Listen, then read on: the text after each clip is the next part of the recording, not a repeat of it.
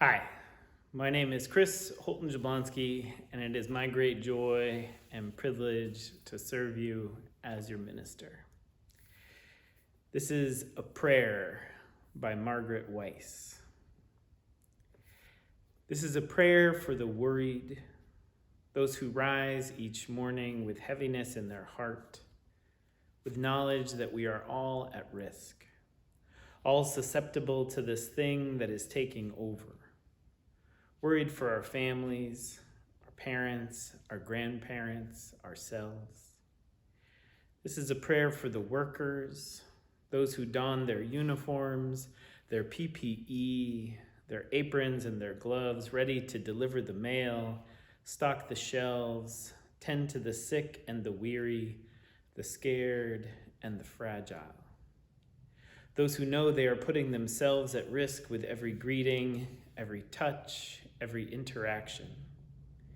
This is a prayer for their families. Those who watch their loved one head to work amidst all this and pray for their safe return. Those who are without hugs and cuddles, the essential human touch.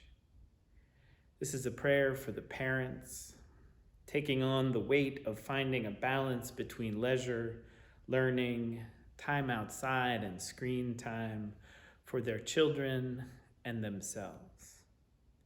For the parents of adult children who are begging them to stay home, to postpone their gatherings with friends, to stop those daily routines they've carefully curated in retirement. This is a prayer for the pets, the dogs and the cats, the rabbits and the guinea pigs, the snakes and the turtles, some ecstatic at the attention, the walks, the closeness to their humans, others wondering why are they still home all the time.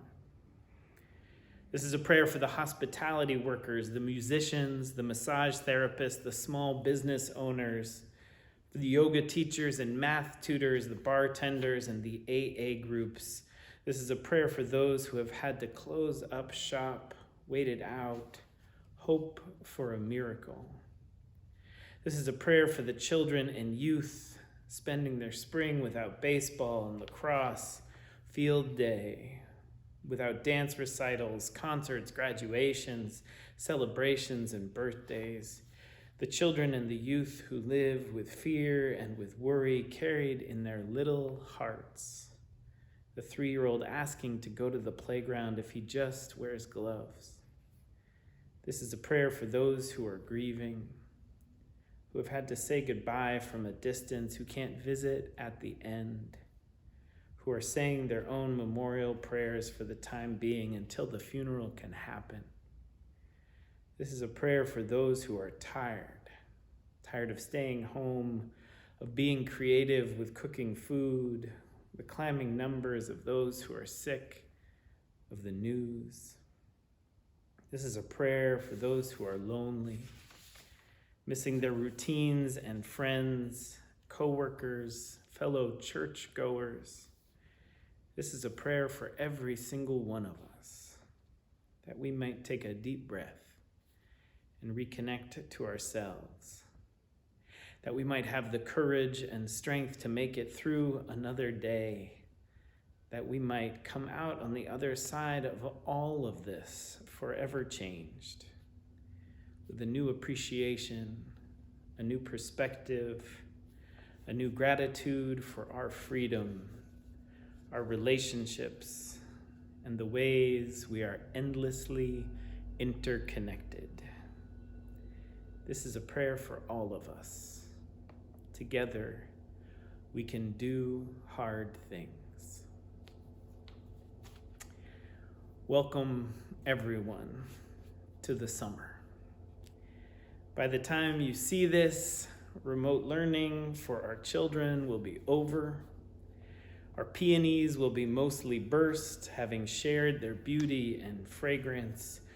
We will all be hurtling still towards a great unknown. And here at church, we begin our summer program.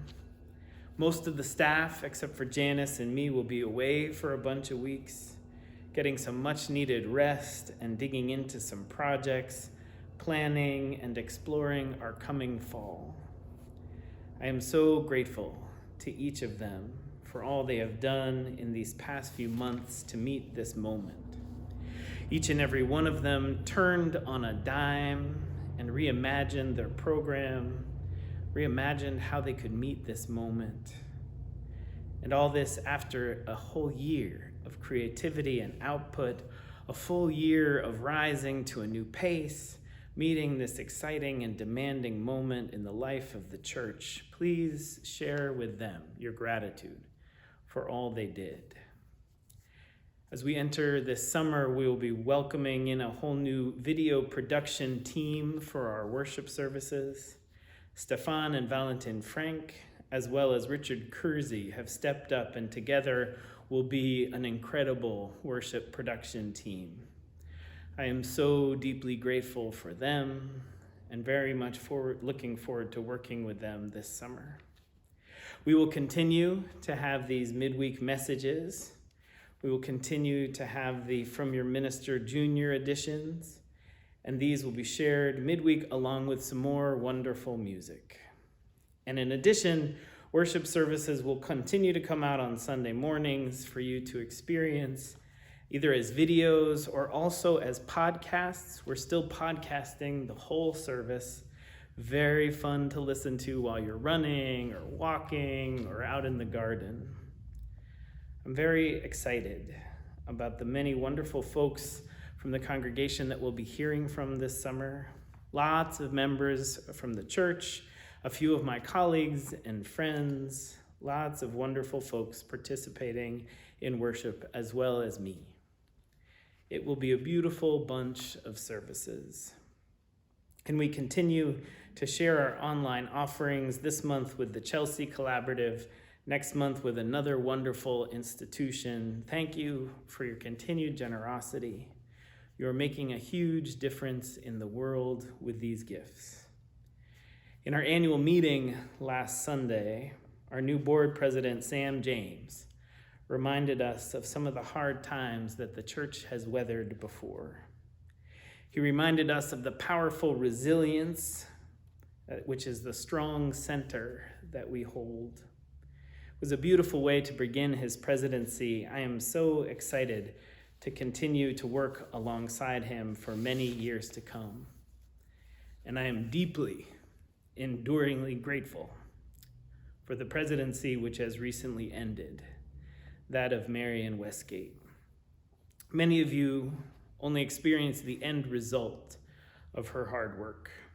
Meetings, initiatives, successful reports of achievements and decisions, but know, for every result that you heard about, Marion put in countless hours of work behind the scenes, planning, facilitating, laying the groundwork, tilling the soil. I have worked with lots of presidents in the course of my ministry, and never have I worked with someone who took the care she took in preparation and planning.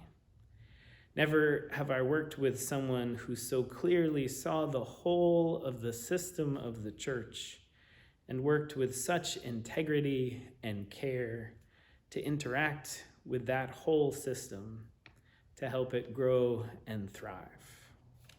I am deeply grateful for Marion, for Sam, for all of you.